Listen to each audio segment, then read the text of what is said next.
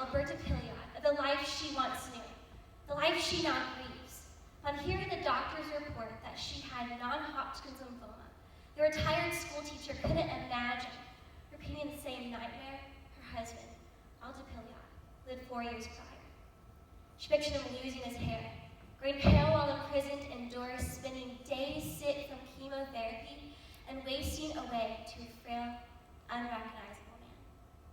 How is it that a couple developed the same cancer within 4 years of each other? How is it that two people of the same household will develop non-Hodgkin's lymphoma only 4 years apart? Searching for an answer, Alta found through extensive research a common denominator, Roundup, a synthetic glyphosate-based herbicide used globally. For 30 years, the couple used a gallon of Roundup a week on their rental properties. Led by commercials showing users spraying Roundup while wearing their shorts, both victims never wore protective clothing when spraying the weed killer. After discovering the shocking correlation between Roundup and cancer, Alta and Alberta Pilliod filed a lawsuit in the state of California against Monsanto. The jury granted the couple $2 billion in punitive damages after concluding that the company failed to warn consumers of the product's health risks and dangers. Despite the large amount of money awarded to the couple, no amount of money can restore the life the couple wants to know. A life without numerous doctor's visits, without chemotherapy, without the fear of never meeting their first grandchild. Money cannot buy back the life that Alta and Alberta Pilliod lost. The deceptive behavior by Monsanto, recently bought by the Bayer Corporation, led to the deprivation of Alberta's way of life. When Alberta wakes up in the morning, she could no longer make her bed. Her body has become too weak. The cancer victim grievously realizes the lasting destruction on her body through impaired motor and cognitive functions. Sadly, there are more than 125,000 stories in the United States that are similar to that of Alta and Alberta Pilliod. Should Americans continue to rely upon the manufacture of Roundup after court cases have revealed the company's fraudulent behavior, deceptive scientific literature, and devious plans and mischaracterization? Should Americans, adults, youth, and children intake a substance respectable scientists and toxicologists classify as a carcinogen? Will the number of victims of non-Hodgkin's lymphoma increase if the United States government fails to follow the wisdom displayed by numerous countries to ban the herbicide? The American public should be concerned with the unethical behavior performed by the Monsanto Corporation, the hazardous health implications of glyphosate, and the dangerous, negligent inactions of the United States government. Background surrounding the registration of Roundup reveals the unethical conduct performed by Monsanto. When Monsanto first commercialized their glyphosate-based herbicide in the 1970s, they advocated that it was safer than table salt, safe enough to drink, so farmers across the world were drawn to the safety and effectiveness of the herbicide and viewed it as the world's most trusted product. For the product to become registered in the United States, Roundup underwent scientific testing in 1973. Monsanto used industrial biotech laboratories to conduct the test. Amid experiments, U.S. regulators found that the laboratory was doctoring the numbers and cooking the books. U.S. regulators investigated the laboratory and found the scientific studies to be fraudulent. The labs for Roundup were declared invalid. The Environmental Protection Agency, founded in 1970, had numerous chemicals to review, and the protocols for toxicology testing were pliable. Thus, despite the invalidity of the studies, Roundup became registered in the United States and hit the market. Roundup sold globally without the necessary scientific testing. Thousands of Americans purchased and sprayed a herbicide without the imperative scientific studies.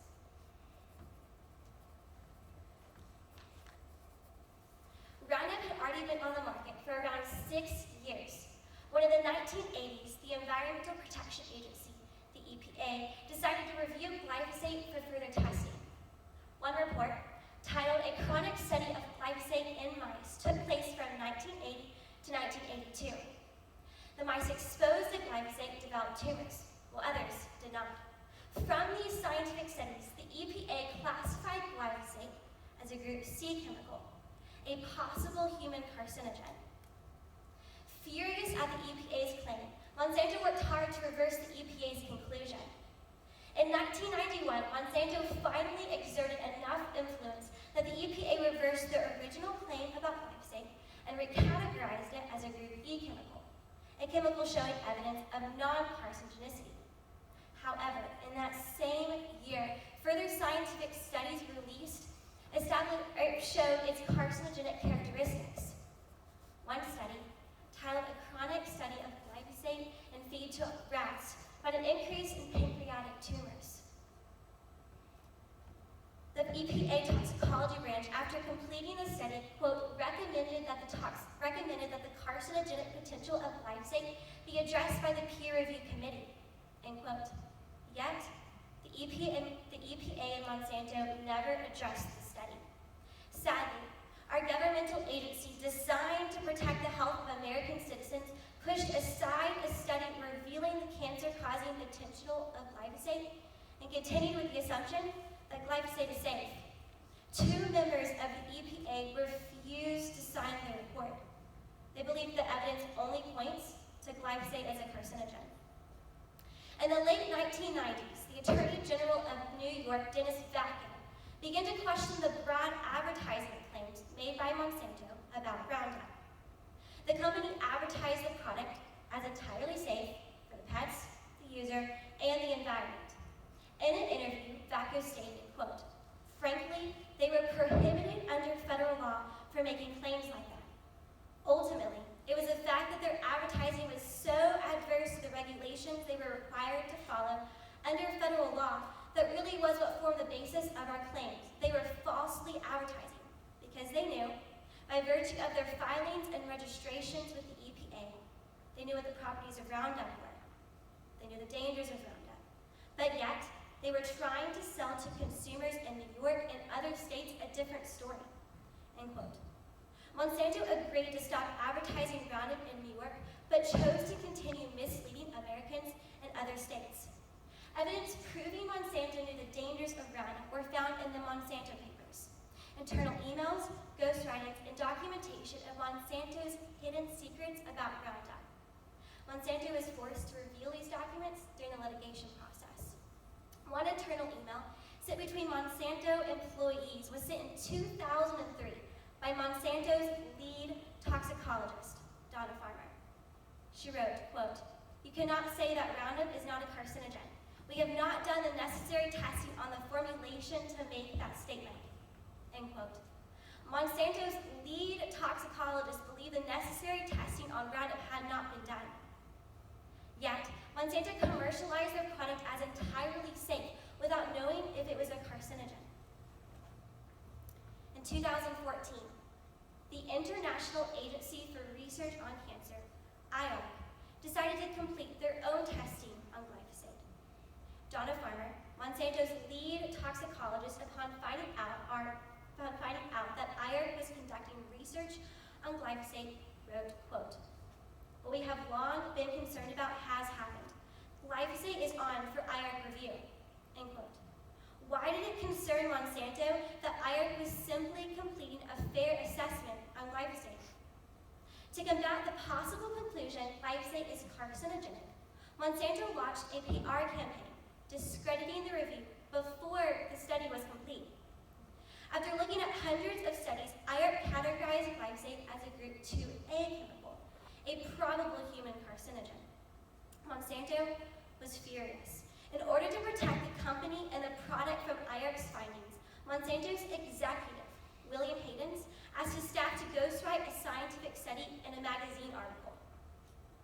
In an email to Ms. Farmer, he wrote, quote, a less expensive, more palatable approach might be to involve experts.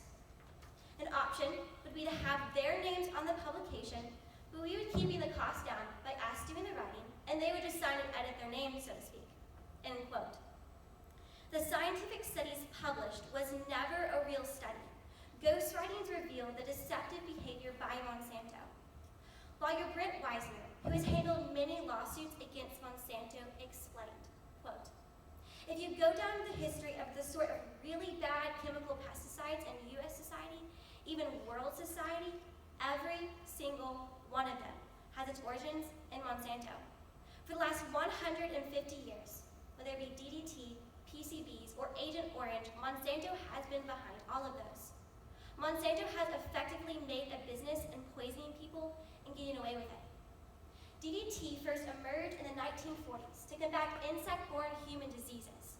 However, after scientific studies revealing its toxicological effects and risks to human health, the EPA prohibited the product. Agent Orange, simply sprayed to eliminate foliage, resulted in cancer, birth defects, and psychological symptoms for both the Vietnamese and Vietnam veterans. The lasting effects of the herbicide still affect the Vietnamese and Vietnam veterans to this day. Yet despite the numerous scientific studies illustrating glyphosate's carcinogenic potential, the EPA has made no movement to prohibit the product. Underhanding scientific literature, hiding scientific evidence, and deceiving its consumers, Monsanto currently faces angry farmers, furious employees, and opposed toxicologists. Monsanto's unethical behavior and practices involving Roundup were unveiled when Joanne Lee Johnson, diagnosed with cancer, filed a court case against Monsanto. He argued the company did not accurately inform customers of the health risks involved upon using the product. Johnson and his attorneys argued Roundup was the cause of his illness. Mr. Johnson sprayed the herbicide several hours a day, a dozen times per year. After 2 years of this seemingly unharmful routine, Johnson developed painful lesions, which the doctors diagnosed as a rare form of non-Hodgkin's lymphoma. The court ended up ruling in favor of the cancer patient, forcing Monsanto to pay $289.2 million in damages. The jury believed Roundup was the cause of Johnson's cancer. Despite the 125,000 lawsuits against Monsanto, in addition to Dwayne Lee Johnson, Monsanto has not changed the Roundup label to warn consumers of the health risks upon using Roundup. The only alert Monsanto gives on a Roundup container is, quote, causes moderate eye irritation. Avoid contact with eyes or clothing, end quote.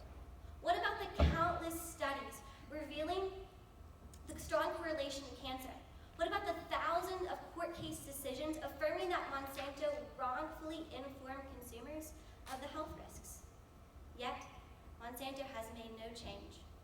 Monsanto advocates that science proves Roundup is not a carcinogenic. However, abundant scientific evidence shows otherwise. Unfortunately, wading through the scientific research can be difficult. Innocent Americans are bombarded with scientific studies that seem to contradict each other. Several studies confirm the carcinogenicity of glyphosate, while others prove otherwise. Following IARC's conclusion that glyphosate is probably cancer-causing, numerous studies and articles were subsequently released to the public showing the safety of glyphosate. One article discussing IARC's findings reported, quote, in summary, the totality of the evidence, especially in light of the extensive testing that glyphosate has received, as judged by expert panels, does not support the conclusion that glyphosate is a probable human carcinogen. And, consistent with previous regulatory assessments, the expert panels conclude that glyphosate is unlikely to pose a carcinogenic risk to humans, end quote. While the articles appear to be compelling, it is important to note that 12 of the 15 panel members mentioned were Monsanto employees. This is just one example of biased articles that appear to present factual evidence concerning the carcinogenicity of glyphosate, but promulgate Monsanto's agenda. More legitimate evidence points to glyphosate as an alarming carcinogen. Even though scientific findings point to glyphosate as cancer-causing, many Americans feel unalarmed because they do not personally spray Roundup on a large scale like most farmers. Thus, they're not exposed to glyphosate. However, studies show otherwise.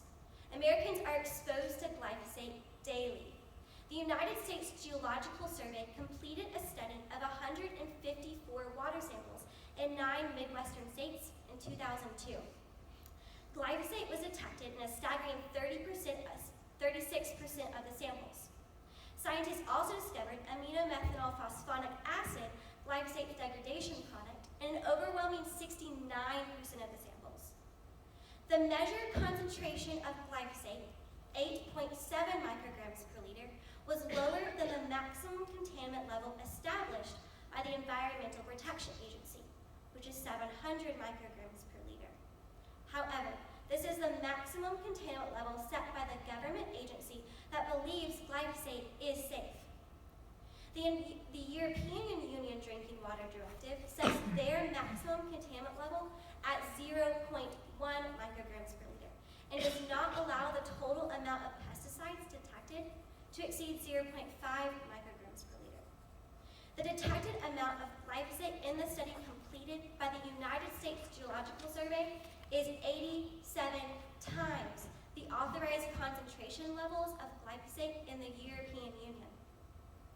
The American government has allowed the concentration levels of glyphosate to be at 87 times that in other countries. Not only is glyphosate in drinking water, but also in food products. The carcinogenic chemical was found in, quote, 80 to 90% of popular wheat-based products, end quote, by the Canadian Food Inspection Agency. The Food and Drug Administration discovered glyphosate in, quote, 63% of corn samples and 67% of soybean samples, end quote. Dr. Olga Nidenko and Dr. Alexis Timken found extremely high levels of glyphosate in Cheerio and Nature Valley products, common foods most Americans eat daily. These studies determining the levels of glyphosate in foods was completed after products were put in the hands of consumers. Not only are Americans intaking glyphosate daily, but also the amount of American exposure to glyphosate is only increasing.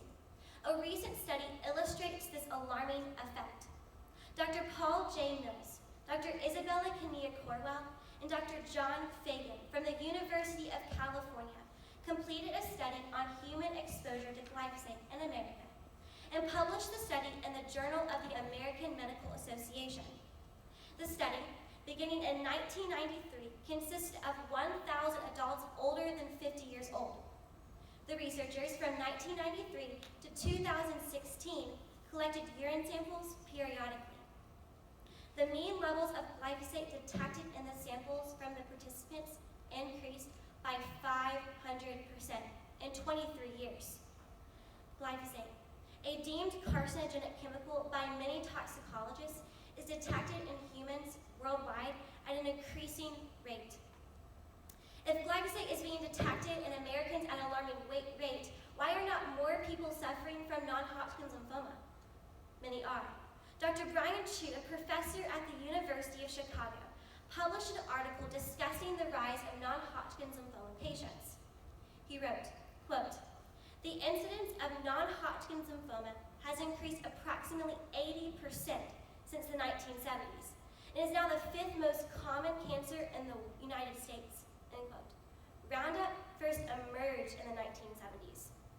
Dr. Meredith Shields, in an article titled "The Epidemic of Non-Hodgkin's Lymphoma," cautioned, quote, "Although studies have identified etiologic factors that may have contributed to increasing non-Hodgkin's lymphoma rates, most of the rates are unexplained," end quote.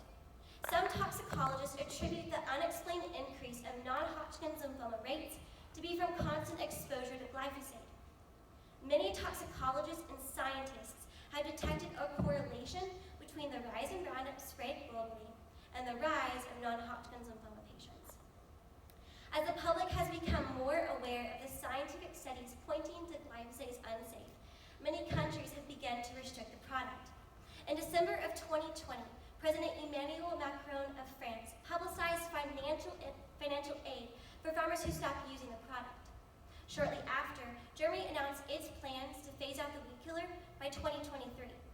Mexico soon followed. Currently, 40 countries have created plans to restrict the product. America is one of the only industrialized countries that has not done so. With no further movement or involvement from the U.S. federal government, many states have restricted the product on state properties. Following the court case of Johnson versus Monsanto, 25 cities and countries in California have already banned or restricted the use of Roundup. In March of 2014, Miami, Florida banned Roundup on city property, followed by Austin, Texas. Denton, a city north of Dallas, banned glyphosate and found non-glyphosate-based alternatives to control pests and weeds. Shockingly, despite the movement of the United States, the federal government has made no change to Roundup regulations nor announced a plan to do so. Despite the numerous scientific studies illustrating Roundup's negative effects, the United States denies the carcinogenicity of the chemical and fears the future ramifications of banning the herbicide. Oxford economics began to explore the future repercussions of banning Roundup. In the report, they project wheat, a demanded worldwide product, will decrease in yield by 12% after banning the herbicide. For farmers and consumers, this seems like a major consequence of banning Roundup. Wheat is in the majority of the American and global food products. However, despite the publicized dietary information to include grains into every meal, many doctors have discovered wheat only sends the appetite soaring. Perhaps Americans should eliminate the factitious filler anyway to promote a healthier lifestyle. Even if Americans continue to eat wheat products, would Americans rather spend more money on bread or harm more Americans victim to the herbicide? The study completed by Oxford Economics is based upon glyphosate being banned immediately. However, an effective solution is to slowly eliminate the product. Slowly removing Roundup will promote a safer environment. Establishing a new weed management plan for Longview and educating Americans about the dangers of Roundup will be an effective first step. Currently, the presumably carcinogenic herbicide is still sprayed locally. A new weed management system will eliminate Roundup and establish safe, effective alternatives. One highly recommended replacement for Roundup is Avenger, a herbicide with the active ingredient as D-limonene. The Food and Drug Association determined D-limonene to show no measure of toxicity, followed by the Environmental Protection Agency, who found the ingredient to be non-toxic. Users of Avenger have found results to become visible only after 2 hours. Many are discovering Avenger to be an effective replacement. In correspondence with banning Roundup in Denton, Texas, the Longview Weed Management Plan would also promote acetic acid, commonly known as vinegar, as another alternative. Denton, Texas has found acetic acid to be effective at killing weeds on city property. In addition to a new weed management plan, educating Americans about the danger of glyphosate is vital. Thus, following the removal of Roundup, a campaign titled Helpful or Harmful would educate farmers and citizens about the cancer-causing risks when spraying glyphosate-based herbicides. The campaign would equip the community with alternatives to eliminate Roundup from homes, school grounds, and local farms. The purpose of educating the community is to promote removing Roundup. Eliminating Roundup immediately, however, is impossible. Many farmers plant Roundup-ready seeds prior to spraying the herbicide because the process requires no tillage. Roundup-ready seeds are genetically modified to withstand the product while also allowing the herbicide to kill unwanted weeds. Unfortunately, other herbicides are not as cost-effective and efficient. Unlike Roundup, other herbicides require tillage after a crop is harvested. Nonetheless, the more Americans are informed, the more consumers will demand glyphosate-free products. Research has shown there is already an increase in demand. The United States Department of Agriculture discovered that consumers purchased $470 million in organic food products in 1980. The amount of organic goods bought in 2007 climbed to nearly $20 billion.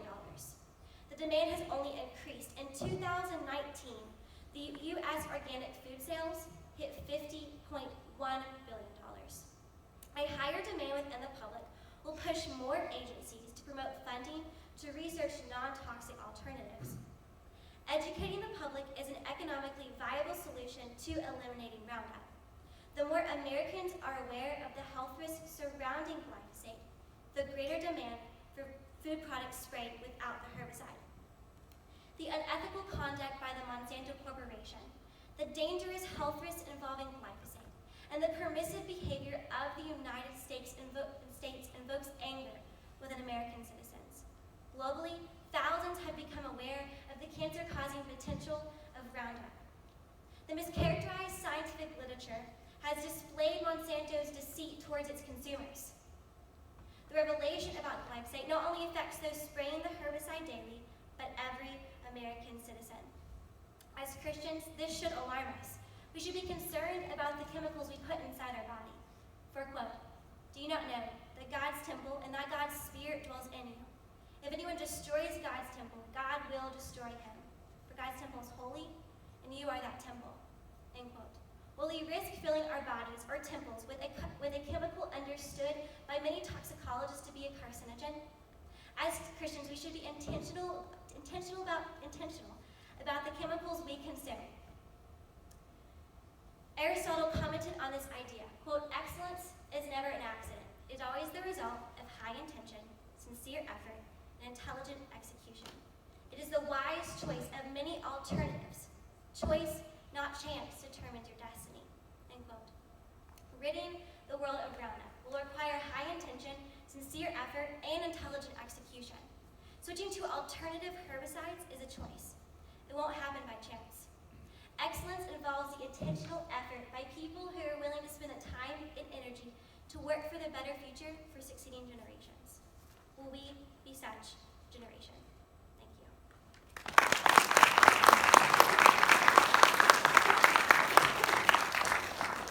Great job, Mackenzie. All right, we will now open up our questions for our panel.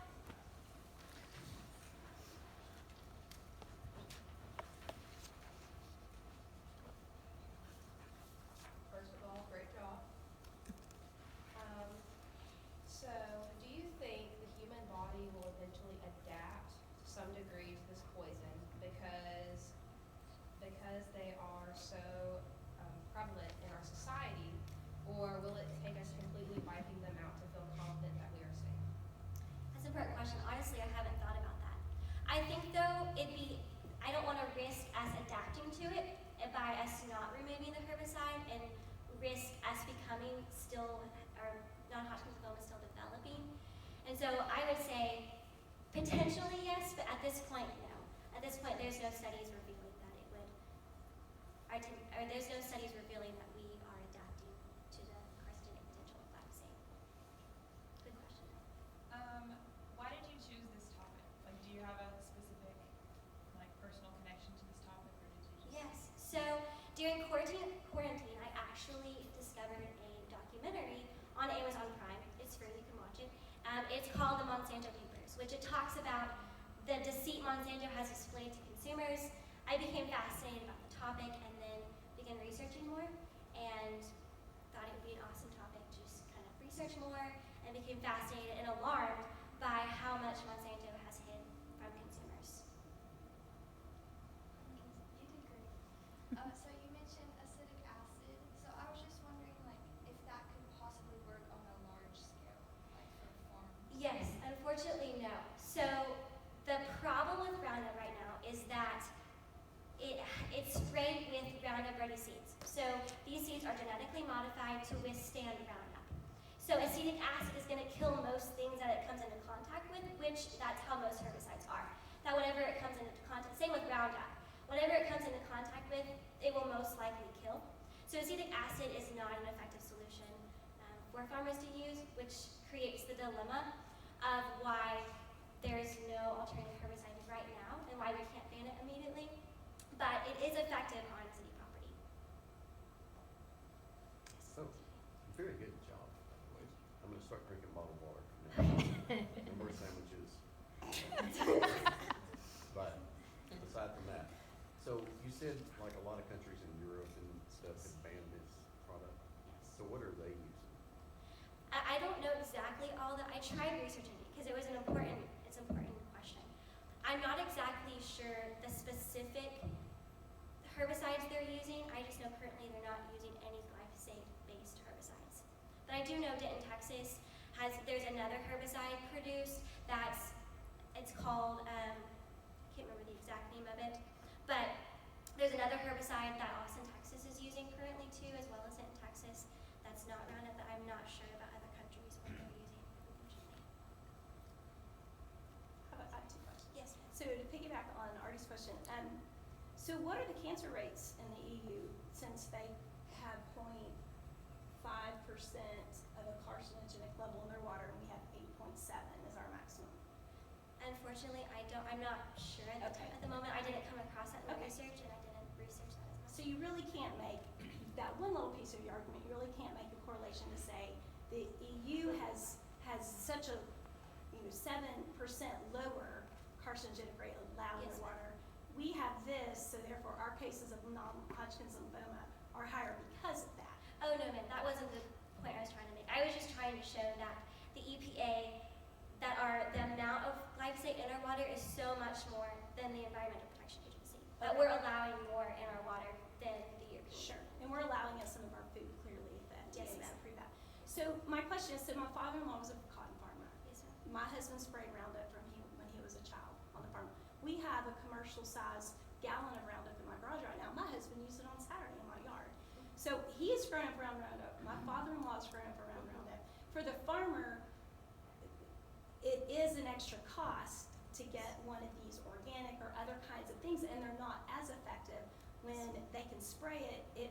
If it hits the cotton, it's not going to kill the cotton. Mm-hmm. It's just going to kill the weed. Mm-hmm. So it's easy to say for like people working in their yard or in the city, but when you're talking about Yes. farmers that have huge operations, you're talking about millions of dollars in Absolutely. cost. Yeah. So this Avenger, Avenger. I'd love to know the spelling of some of these words. So, what is the cost compared to Roundup?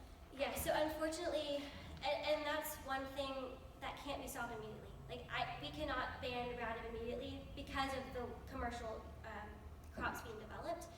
So the cost of 1 gallon of Avenger is $50 compared to Roundup, which is around $32 per gallon. So there is an increase economically, but as of right now, farmers they can't switch to herbicides. So all I'm trying to advocate is for city property to remove Roundup, but to also educate Americans as well. Sure. So you're not satisfied just making Monsanto a court saying you have to do more on your warning label. That's not satisfying to you. Your solution is about banning Roundup over a period of time. Over a period of time, yes, ma'am. Okay. So like cigarettes are bad. They cause cancer. They have to put more warnings on them, but it's still a choice to buy it. So you're saying even the farmer shouldn't have a choice to use that if they know the risk. Yeah, that's an important point. I honestly haven't thought about that comparison. Great job, by the way. No, thank you. I thought it was a great job. Okay, I'm done. Great job, Mackenzie. The cancer that's caused, how much of the Roundup was used? Was it heavy usage or was Heavy it usage. sporadic use? Yes, typically more heavy usage. However, there is a couple cases. There was one about a couple years ago that came out. That was this man who sprayed Roundup. He wasn't a farmer, but sprayed Roundup on his home, but more heavy usage. Yes, that's a fun point. Yes. First off, very professional delivery. I was very impressed by the fact that you had most of that memorized and you speak very eloquently, very impressive. Just had one question. Have you given thought to some of these alternative solutions to Roundup? What's your gauge on knowing that they're safe? Because the EPA said that Roundup is safe, and yet you're saying you don't believe them. However, you cited that the EPA said these are safe. So Yes. how do you trust then? That's a the important question. EPA's? Yeah, I knew that was going to be brought up. Yes, so the Avenger is an organic. So if it's approved by the USDA organic, means that it's non-synthetic based, so it's not human made. And so Avenger, which is off citrus oil, which is most likely to be non-toxic more than Roundup, which is synthetic, which means it's human made. So personally, an effective solution would be ones that are approved by the USDA organic, ones that are naturally produced and not synthetic. However, there are some USDA organic herbicides that are approved that are synthetic, but majority of them that I would advocate for would be natural herbicides. That is important to know. I would also say, though, that if there are other people studying this on independent studies as well, like Avenger, then, and they're proving that theirs shows no measure of toxicity or carcinogenic, then most likely they are so. Any other questions? Yes, from our audience? Yes. So were there ways that your viewpoint changed throughout your Yes. research? So I first began after watching the documentary, and I was fascinated, and was angered towards Monsanto for showing or deceiving consumers. And then I reached a point in December when when I began to find research showing that it wasn't carcinogenic, and I was confused by that because I had been seeing that, well, it appears to be carcinogenic, and it appears that Monsanto is deceiving consumers. But then I realized the research I was finding was actually the very research that Monsanto employees wrote. So it was actually research I found on Google Scholar, on EBSCOhost, that was written by Monsanto employees and were actually not studies, that I then changed my viewpoint back to the fact that I believe it's cancer-causing or maybe destructive to Americans today. Okay. I have another one. I know that you, obviously being your mentor, I know you've wrestled with even the economic you've wrestled a lot with that, and I know you did a little bit more research in farming and Yes. no-tillage farming and that Absolutely. sort of thing. So I was just wondering if you wanted Yes. to elaborate. So there's an option for organic farming so the reason why people don't want to switch over to Roundup is because, the reason why people don't want to ban Roundup is that you don't have to till your land typically after using Roundup because it brings nutrients back into the soil and you're using Roundup ready seeds.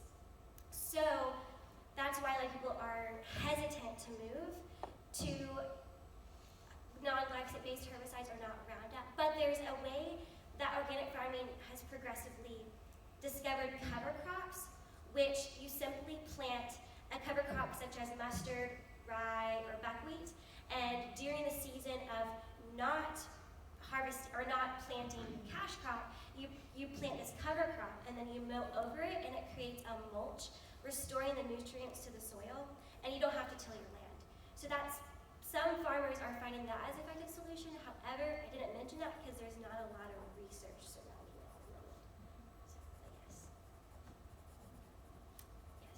One of the things that we discussed is, though it's not being banned or restricted by the U.S. government, there are some lawsuits that are restricting its use. We talked about my son-in-law who grows grapes in level land, but before they had done cotton, and they are surrounded by cotton farmers who use Roundup. And they actually brought a lawsuit against these cotton farmers once they switched crops, and there was a restriction that they could only use Roundup when the wind was blowing below a certain miles per hour because the Roundup was blowing onto and harming those crops. So there are a number of cases that are working through that are restricting in certain localities. So that's moving somewhat in the direction you were talking about. Yeah, absolutely. So, Yes. are there any, do they have a monopoly on this? Monsanto, there's no really substitute products that are close. Absolutely. That is the other issue. I was potentially going to go to more that side in my thesis of the monopoly aspect of Monsanto, just because Roundup is sold, there's 99.4 million tons of Roundup is sprayed in the United States, which that's a lot. And so currently, Roundup is the only herbicide that farmers are using right now. So yes. No wonder. Any questions?